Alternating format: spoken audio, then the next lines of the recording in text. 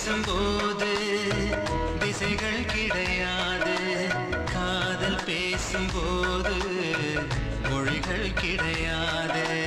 பேசும் வார்த்தை போல மௌனம் புரியாது.